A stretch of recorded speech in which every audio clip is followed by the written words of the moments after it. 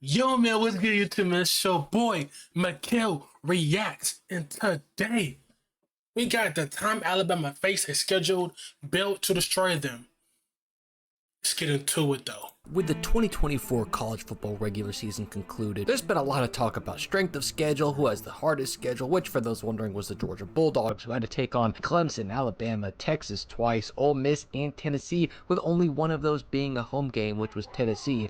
But historically, the number one toughest schedule is a badge, not necessarily of honor, but given to a team who got absolutely throttled in a regular season to look back on and go, yeah, that was a tough one. But there was one time a team went on the gauntlet of ages. I'm talking about the three hardest year run for strength of schedule of all time and absolutely demolished it. Georgia. And I'm talking about 2014 through 2016 Alabama Crimson Tide. Now, before I dive in, the number one strength of schedule, as I like to allude to, was a little bit different back in the day. It really used to not be something you'd walk out of. In the 10 years leading up to this game, the teams that had the hardest strength of schedule was Kansas actually good at football?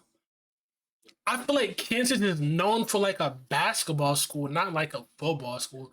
The same thing with Kentucky. Kentucky is known for basketball. A&M is more like the schools like Alabama, Michigan, A&M, Texas, USC, Florida State. It's like those schools are known for football. You know what I'm saying? Even Virginia Tech is usually known for football. You know what I'm saying?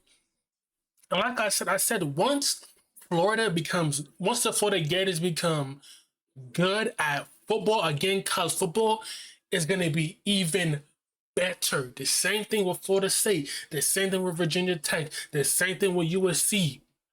Once those schools are good at football again, it's going to make college football so much entertaining and interesting to watch, especially the Florida Gators. I'm telling you right now, once the Florida Gators become good, all they need is the right coach, and niggas will swarm to Florida Gators. Once the Florida Gators are good at football again, I'm telling you right now, my nigga, man. Like this. And as a quick side note, I'm not using ESPN's data on strength of schedule. Instead, I'm using the strength of schedule calculator according to the Sagarin formula, which works to remove bias from rankings as well as taking into account the location of the game. But 2005, the Oklahoma Sooners had a gauntlet containing TCU, who was unranked when they played but ended a one-loss team, a road trip to UCLA, who turned out to be a two-loss team on the season, then going to number 2 Texas and playing a top 25 Texas Tech team where they'd come out of the gauntlet 7-4. 2006 featured Stanford, who would just be a whipping boy for an incredibly strong Pac-12, having to play against Oregon, Notre Dame, Cal, USC, heck, even a pretty solid Wazoo team that year as they limped out of their season 1-11. 2007, UCLA was on the receiving end of that nightmare gauntlet, coming out 6-6 after having to take on Arizona State, USC, Oregon, and USC as their final 3 games of the season, who are all highly ranked. 2008, the Huskies got that schedule and got steamrolled to 0-12. The same thing with Cal. Once Cal can become good at football again, like I said, the schools that are known for football, once they get at football again, especially USC, before they get it, saying right now, it's gonna make college football so much interesting. It just takes the right coach and good recruiting and deep. Y'all know me. I'm a Michigan Wolverines fan, but I like competition. I like football. I like basketball. I'm more of a basketball fan, but I like football too. But I'm saying the more competition, the better the sport is. I'm tired of these Alabamas and all the niggas getting all the great players. I want to see niggas go to USC. I want to see niggas go back to the Virginia Techs. I want to see niggas go back to the Florida Gators, the Florida States. You know what I'm saying? The Cows. Like, these are schools I want to see to where it just makes it better. You know what I'm saying? And it's going back to that. Trust me, it's going back to that now. It's going back to it just because of NIL money. It's going back to that. So when everybody has a fair game, it's going to be, ooh, I can't wait until the Florida Gators, Florida State, USC, is great at football again, man, and Virginia Tech. 2009, the SEC was on the uptick as the hardest schedule went to Mississippi State, who was able to sneak out 5 wins between taking on a ranked LSU, Georgia Tech, number 1 Florida, number 2 Alabama, and number 25 Ole Miss. 2010, this goes back to the pack with Oregon State getting just trounced by a top 10 TCU, top 5 Boise State, top 10 Arizona, and having to go on their final 3 games and take on top 20 USC, number 7 Stanford, and a rivalry game for dessert of a number 1 Oregon, finishing 5-7. Now bear with me, we have just a couple more. I just really want to paint this picture for you guys. 2011, Kansas had to bear the cross with a powerful Big 12 conference, and my God, got smacked around going 2-10. 2012, that award went to Missouri, who got their welcome to the SEC moment by having to take on every single top 10 SEC team in 1 year, going 5-7 while losing to number 7 Georgia, number 7 South Carolina, number 1 Alabama, number 8 Florida, and ending the season against the Johnny Football-led Aggies team. But coming into 2013, the calm before the storm, it goes back to Stanford, who was ready to step up to the plate this time, where for the first time in forever made it to their conference championship after an absolute gauntlet with an 11-2 record. On average, up to this point, teams who had played against this tough of a schedule went a collective 44-66 against the number 1 schedule in the country by this metric. And coming into 2014, Alabama had, well, the second hardest schedule, but we'll get into why that doesn't matter as much in a bit. But before the Mississippi State was ranked number 1? Wait, Mississippi State used to be good at football? Mississippi State? What? I didn't know that. Mississippi State was ranked number 1, whatever this time, probably that's about like 2014, 2015, but 2013. Saban had been dominating, but there was kind of this feeling like sometimes Alabama had a little bit of a cupcake schedule. Since Saban had been there, they had a top 5 strength of schedule only once in 2009, where yes, they dominated it and went on to win the national championship without dropping a single game with the second hardest schedule. But since then, they had been coasting and they hadn't had a top 10 schedule. And even in 2013, they were ranked all the way down at 39, where they still finished just 11-2. But this year, man, this year was loaded. They opened up their season against an unranked West Virginia team who they beat handily by 9 points before getting a nice home opener against FAU, beating Southern Miss, and Florida before it began. The gauntlet. They go to a number 11 Ole Miss and drop their one and only game by 4 points to a strong Rebel team before taking on Arkansas at their house and immediately having a scorching hot Texas A&M team come back to Tuscaloosa where they would put out that fire. They then had 2 back-to-back away games at Tennessee, who they're able to knock off before taking on number 16 LSU down in the Bayou, where after a hard-fought game took them to overtime and beat them there, having to come home and take on the hottest team in the country in a number 1 ranked Mississippi State, where they fought and clawed out a 5-point victory before their first real reprieve in 6 weeks, where they got to take on Western Carolina. They then had Auburn come into their house, where they had to survive an offensive onslaught in the Iron Bowl, where they took this game to a 99 total point shootout between the 2 teams before having to go to the championship game where they would knock off number 16 Missouri, which they did, leaving the season not just as SEC champions, but the number 1 team in the country, where they limped into the first playoff game in college. The fact that, bro, from like these, that's how I'm telling you right now, college football is going to be so much better once the football schools that were known for football get better again, because then there's going to be some new competition. Now that's why you got the Notre Dames, now you got the Indiana, you got the Oregon. They're not playing nobody, but like, that's all I be saying. How we ever known Indiana to be ranked number 2 now? You know what I'm saying? I just want more competition. I'm tired of these Alabamas and all these niggas. You know what I'm saying? Now, if you're a fan of that team, you probably like it. But once there's more competition, there's more opportunities. You know what I'm saying? Like, feel me?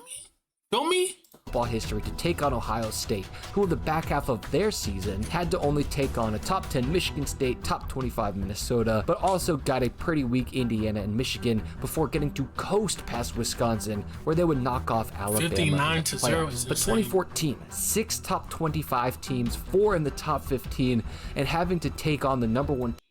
The fact that they, Florida, Mississippi State, Arkansas, Texas, Tennessee, bro, the fact they're at Ole Miss, at Arkansas, at Texas A&M, at versus Texas A&M, at Tennessee, at LSU.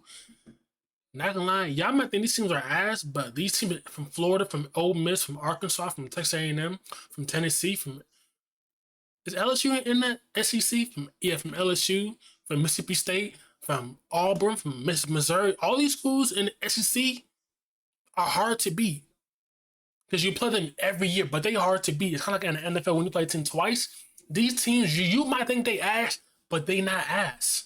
Team in the country, and only one team had a tougher schedule than that, and this is why I consider this to be an honorable number one, and it's because it was Auburn, who had on average a weaker schedule with one exception. They had to play Alabama at Alabama, giving them the edge over Alabama. But 2015 would be even harder. They open up with their out-of-conference game against number 20 Wisconsin before dropping a game once again to 15 Ole Miss. But from here on out, that rocky road was about to get steamrolled. They walked into a number 8 ranked Georgia's house and knocked them down with a 4-touchdown lead, where 2 weeks later they go to College Station to take on number 9 Texas A&M and brutalize them with a final score of 41-23. 2 weeks after that, they had number 2 LSU come to their house, where they received the same treatment as they beat them by 2 touchdowns before immediately turning around and having to go to number 17 Mississippi State to simply shove their head in a toilet for 4 quarters before handily winning the conference championship by nearly doubling Florida's score. And it didn't end there. Not only would they win their conference championship, but would go on to the playoffs and completely destroy Michigan State 38-0 before taking on one of the strongest teams in the country in Clemson. And this was after an unfathomable grind of a season, averaging playing a top 25 team every other game. They were able to knock them off 45-40, making this team the first team, at least back to 1998, but maybe ever, who had the hardest schedule and still won a national championship. But remember, this stretch lasted 3 years, which brings us to 2016, where they would have to run it back one more time. They opened number USC. 20 USC, where they immediately knocked them down a peg with a 46-point victory. Then the fact that Alabama has been dominant for a long time is actually kind of insane. Like, but I feel like back then, not back then, but in those times, like 2014, I feel like now people are going to like different schools now than Alabama. But back then, like this time, you would want to be going to Alabama. You know what I'm saying? Because Alabama, you know, is a powerhouse. Alabama will always be a powerhouse. But I'm saying now it's kind of spread out now where people are going to different schools now. You know what I'm saying? Trying to beat Alabama. Trust me. Niggas want to beat Alabama. Trust me. Don't matter if 7 retire. Niggas want to beat Alabama. You know what I'm saying? That's why you got the Georgias now. You know what I'm saying? Georgia's always been good, but I'm saying like, yeah, more people are going to now go to Georgia and all these other Ohio State. You know what I'm saying? I'll say, I mean, fuck I'll say, but people want to beat Alabama. You know what I'm saying? I'm not even an Alabama fan, but I'm saying people want to beat Alabama. 2 weeks after that, they were able to extract the revenge against number 19 Ole Miss as they snuck out a 5-point win at Ole Miss, where 3 weeks after that, the craziest grind of this 3-season stretch was about to start. It starts by going to number 16 Arkansas, where they would dismantle them with a 19-point win. Turn around and go to number 9 Tennessee, where they would prove a point with a 39-point slaughtering of the Tennessee team, who was only volunteering to go back to the locker room by the end of this game, before having to take on number 6 Texas A&M in Tuscaloosa, where they'd get dismantled by 19 points, where they would turn around and have to travel to the Bayou to take on number 13 ranked LSU, where it wasn't pretty, but they got the 10-0 win. Their slight reprieve came against Mississippi State and Chattanooga before they would have to take on 2 back-to-back top 15 teams in Auburn and Florida. And if you combined Auburn and Florida's total scores from those 2 games, it still wouldn't have beaten Alabama's score in either of those games. And once again, they would have to leave this brutal schedule, a schedule where they played more top 20 teams than not, and limp into this postseason. That limp, however, did not stop them from whooping Washington, as they had to now face down a Clemson who, in arguably one of the greatest national championship games of all time, was able to sneak out a 4-point win thanks to a last-minute touchdown by Hunter Renfrow, and arguably one of the greatest surprise onsides of all time to never give Alabama a chance at winning this game. But those 3 regular seasons with the number 2, number 1, and number 1 hardest schedules, and they walked away.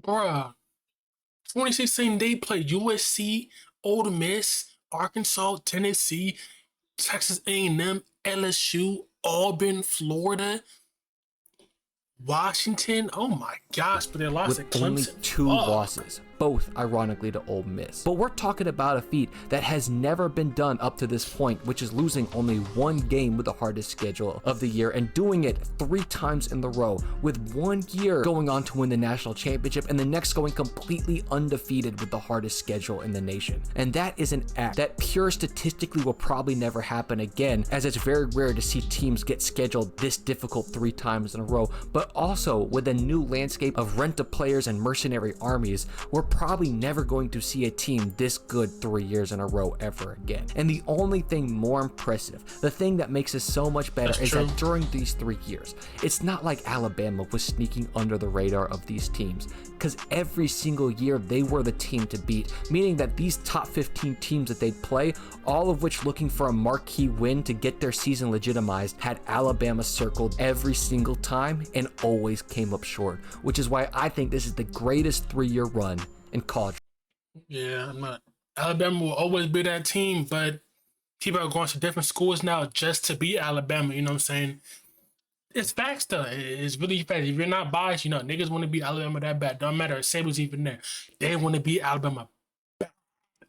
But y'all let me know what you think down below, man. It's been about MickalReacts, man. I'll see you guys in the next one, man. We out. Peace.